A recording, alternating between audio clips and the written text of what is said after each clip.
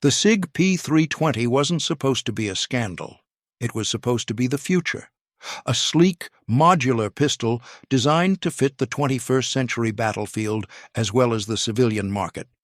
When it first hit the shelves, the marketing was everywhere, posters screaming, "Chosen by the U.S. military," ads boasting of its revolutionary modular chassis, and dealers moving pallets of them like hotcakes. One serialized core, drop it into any frame, change the caliber in minutes. For soldiers, it promised logistics simplified down to Lego-like efficiency. For everyday shooters, it was the dream. One gun that could transform into many.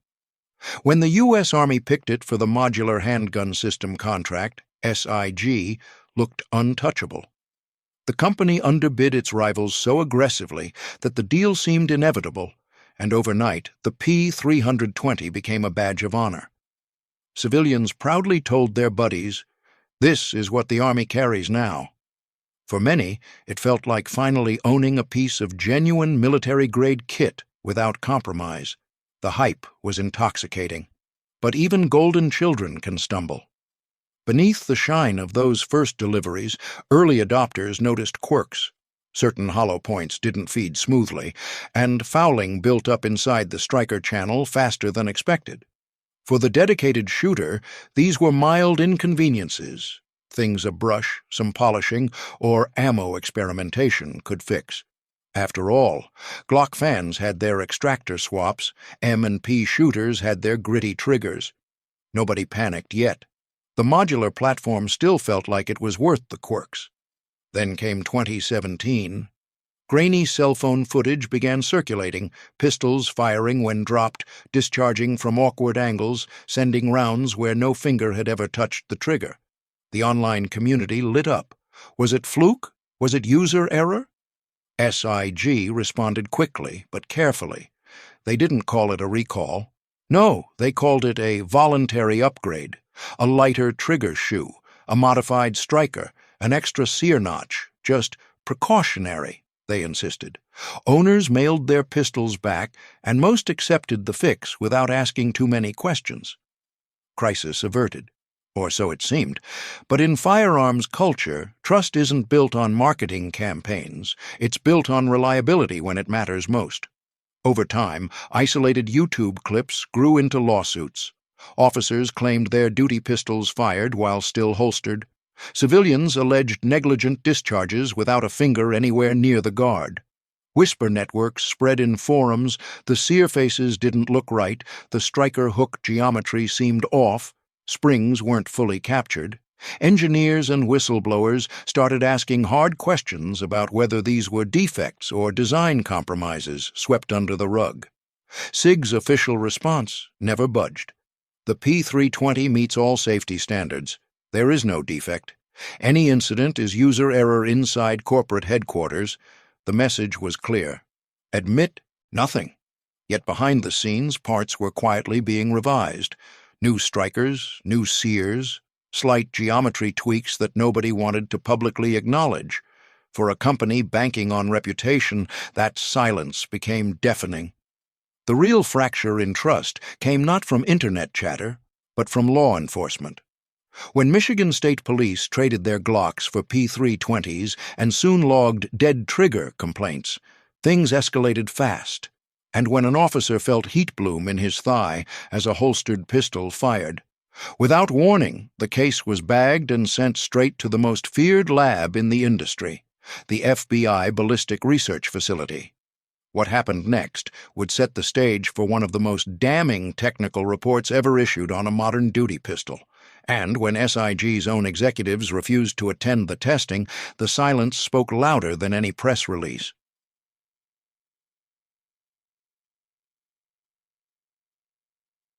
The FBI Ballistic Research Facility isn't just any testing ground, it's the crucible where ammunition makers pray their barrier-blind rounds will pass, where new duty guns prove whether they're worthy, and where myths are stripped down to hard data. When Michigan State Police shipped that P320 to the lab, the stakes couldn't have been higher. This wasn't going to be handled by YouTube reviewers or gun forum hobbyists. It was going under the microscope of the most respected firearms lab in the country. SIG Sauer had been invited to send representatives to witness the tests. They declined. Maybe it was legal strategy, maybe corporate pride. But that refusal left the FBI's technicians working off nothing more than manuals and exploded diagrams. For a gun trusted by soldiers, cops, and everyday Americans, it was a glaring absence. What the X-rays revealed was chilling. The striker nose sat buried in the primer, the trigger fully reset. Translation: the sear had released without the trigger ever moving. That should be impossible in a duty pistol. Disassembly painted an even uglier picture. The striker safety lock spring was only seated on its top leg, leaving the bottom leg floating loose. The sear edges, on a gun barely through one case of ammo, already showed rounding, as if buffed down prematurely. Worst of all, the striker hook wasn't a flat ledge. It was a bump. That meant the engagement point between striker and sear was reduced to a pinpoint, not a surface. Less contact area meant more chance of slipping under stress. The FBI's team didn't stop there. They wanted to see if the failure could be reproduced. They loaded a primed case, mounted the holster to a jig, and yanked the sear by hand 100 times. Each attempt was caught safely by the striker safety. Then they got more aggressive. A dead-blow hammer struck from 8 angles, still safe.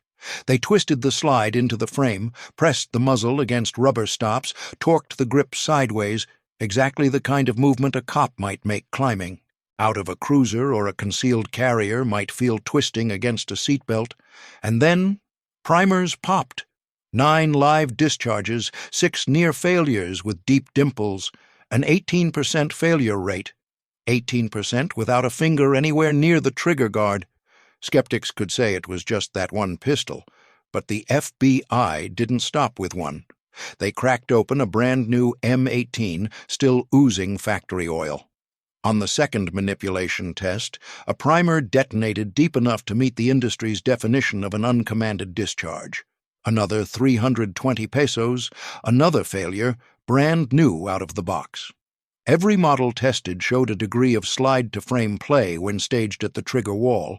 A wiggle, small but critical, just enough for tolerances to stack in the wrong direction. Body cam clips from around the country suddenly made sense. Officers leaning across consoles, deputies climbing out of cruisers, seatbelts tugging pistols against holsters, civilians uploading dash cam footage of their own unexplained discharges. Until this point, many dismissed the incidents as sloppy trigger discipline. But now? The FBI report gave cold, hard numbers. This wasn't anecdote anymore. This was evidence. When journalists pressed for comment, SIG doubled down. The P320 meets drop safety standards. No defect exists. User error is the cause. A line that sounded strong in the boardroom rang hollow in courtrooms. And courtrooms were where this battle was about to heat up. Because plaintiffs weren't bringing rumors anymore, they were bringing the FBI's own data. The question hanging in the air was brutal. Could a company survive when its flagship pistol had just been proven unsafe by the most trusted lab in America?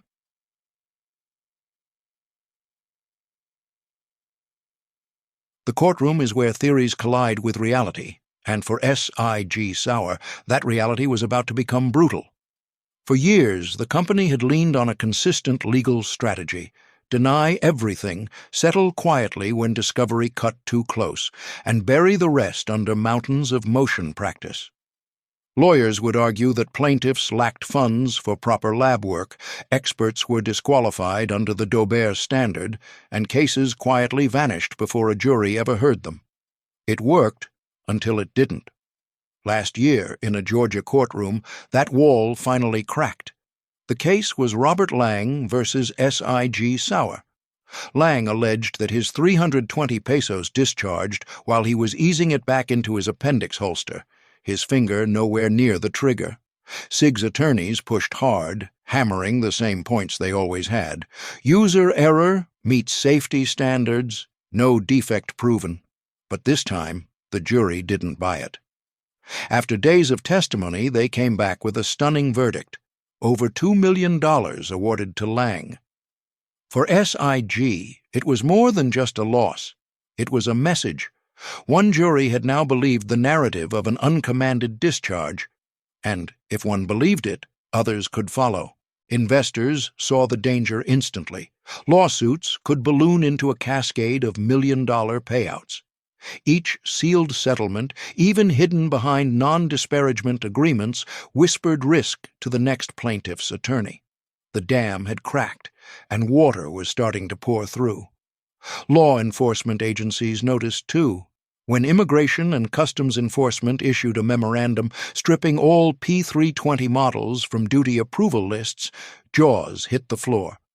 Officers were ordered to transition immediately to Glock 19 MOS packages, fully outfitted with optics and weapon lights. Border Patrol froze pending 320 peso orders, moving existing stock into storage while evaluating other platforms. Smaller police departments began swapping guns quietly, not for publicity, but for survival. Insurance carriers were flagging the P320 as a liability in depositions. The fallout extended beyond the courtroom. The resale market started to feel it first. Used P320s began to linger unsold. Prices dropped. Listings sat untouched. Buyers gravitated instead toward Smith & Wesson M and P2.0Hs, Walther P DPS, and even budget Canics. Retailers responded by trimming future SIG orders, unwilling to gamble on inventory that might sour before it left the shelf. Meanwhile, Glock, Smith & Wesson, and Walther were reaping a windfall without spending a dime on advertising. Negative headlines for SIG had become free marketing for their competitors. SIG's public stance never changed. The pistol is safe. There is no defect. User error is the leading cause, but each time they said it, another jury pool, another agency board, another gun buyer weighed it against the FBI's hard data and the growing body count of lawsuits. A duty pistol isn't just another consumer product, it's a promise that it will only fire by intent.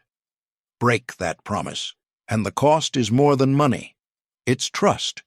The million-dollar verdict was only the beginning. Behind closed doors, attorneys were preparing more cases, plaintiffs with stories too similar to ignore, agencies reconsidering contracts, insurance companies calculating risks. And all the while, shooters across America were left asking themselves a chilling question. If the P320 could fire on its own, how safe was the pistol in their own holster?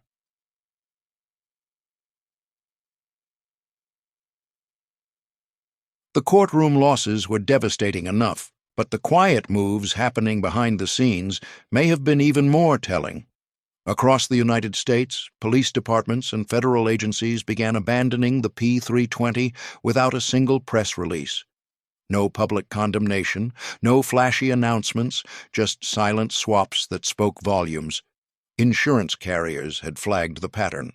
Plaintiffs were stacking up, and no chief or sheriff wanted to be the one answering deposition questions about why they issued a pistol the FBI had already exposed as a liability. Immigration and Customs Enforcement's hard cutoff was the most public.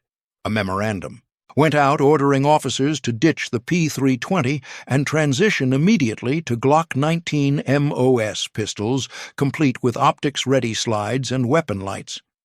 Border Patrol followed suit, halting orders for SIG and moving their existing stock into deep storage.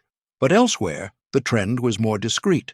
Small-town departments started trading their P320 Smiths & Wessons M and P2.0s or Walthers PDPS.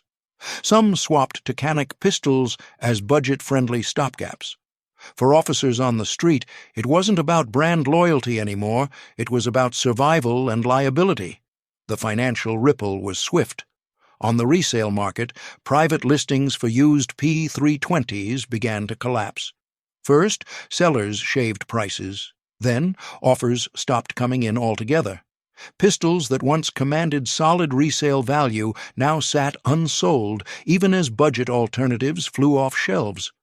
Retailers took notice. Orders for new SIG stock were trimmed, some outright canceled. Shops didn't want to be stuck with a wall of P320 pesos that might sour faster than milk. Meanwhile, competitors flourished. Glock, Smith & Wesson, and Walther enjoyed a surge of organic momentum without spending a single advertising dollar. The message was clear. One brand's scandal can be another brand's golden opportunity. Gun buyers talked, forums buzzed, YouTube reviewers weighed in, and the narrative crystallized. SIG's crown jewel had turned radioactive. Not everyone agreed, of course. Some enthusiasts swore their personal P320s had run flawlessly for years. They pointed to thousands of rounds fired, countless range trips, zero malfunctions, and they weren't wrong. Plenty of P320 performed without issue. But that was never the point. The danger wasn't about whether your pistol had fired unexpectedly. It was about whether any pistol could under stress. Duty and concealed carry pistols operate in the unpredictable margins of real life. Sweat, dirt, seatbelts, awkward movements, sudden impacts. A design that loses sear engagement under normal wear doesn't just fail engineering, it fails trust. Inside SIG's boardrooms, the company doubled down on silence. Admit nothing, call every incident user error. Ride out the storm until the headlines cooled. But in the firearms world, silence can be as deadly as an admission. When shooters and agencies can't trust your product, the damage compounds. In lawsuits, in contract reversals, in retail slowdowns, and in the everyday conversations that shape reputation. The backlash was no longer confined to a few court filings or viral videos. It was financial, cultural, and spreading like wildfire. And for many in the gun community, a troubling question began to surface. If SIG had simply admitted fault and recalled the pistol back in 2017, would any of this have happened at all?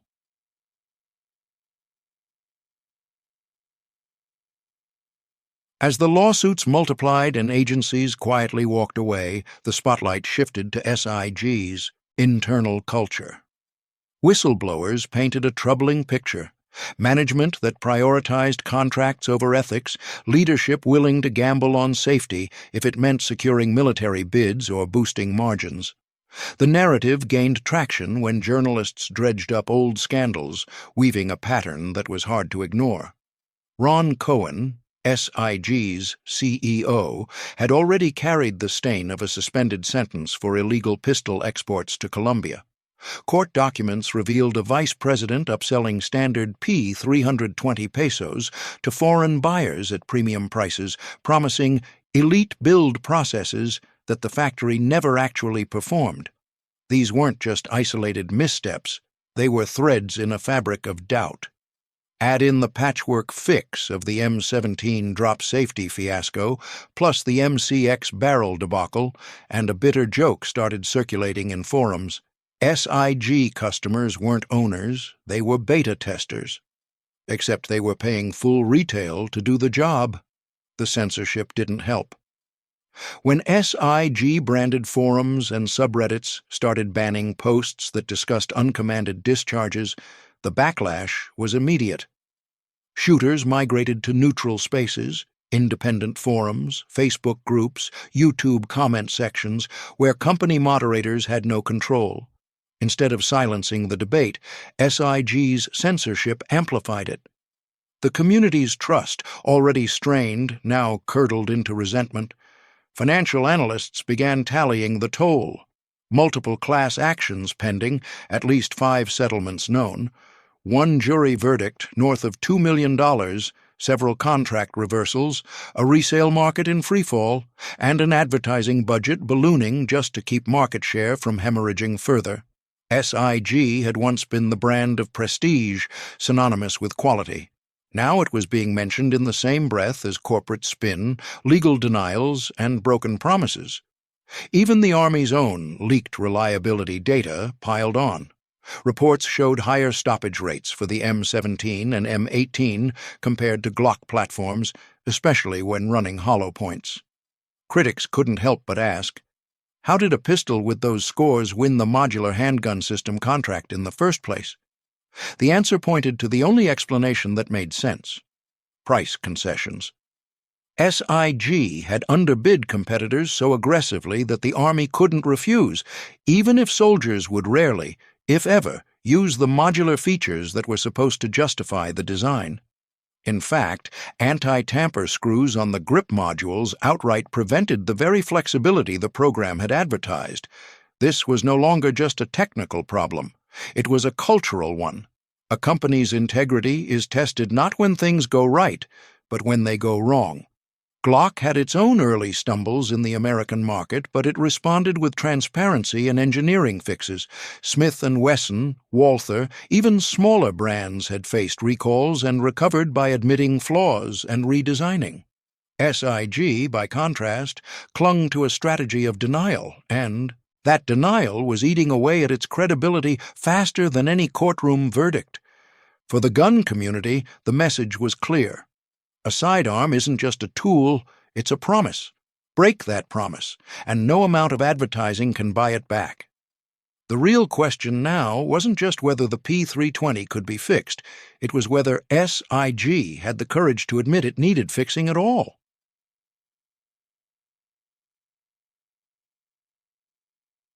By the time the P320 crisis reached its peak, the story had shifted from mechanics to morality. This wasn't just about sear engagement angles, striker hook geometry, or springs seated incorrectly. It was about trust. A sidearm, whether carried by a soldier, a police officer, or a concealed carrier, is more than metal and polymer. It's a silent contract between manufacturer and user, a promise that the weapon will only fire when commanded. Break that promise enough times, and the damage spreads far beyond lawsuits. SIG had opportunities to change course. In 2017, a mandatory recall would have been costly, millions in logistics, refunds, and re-engineering. But it would have shut down doubt before it metastasized. The company could have redesigned the fire control unit, flattened the striker hook, fully captured the safety lock spring, beefed up sear engagement surfaces, and tightened chassis tolerances. They could have marketed it as a Gen 2 upgrade, a military-grade overhaul, a redemption arc. Instead, leadership doubled down on legal strategies and marketing spin. The result was years of courtroom battles, PR fires, and a slow erosion of faith. Meanwhile, the broader industry learned a sobering lesson. Modern firearms are racing to market faster than ever, fueled by modular promises and cost-saving production methods like metal injection molding.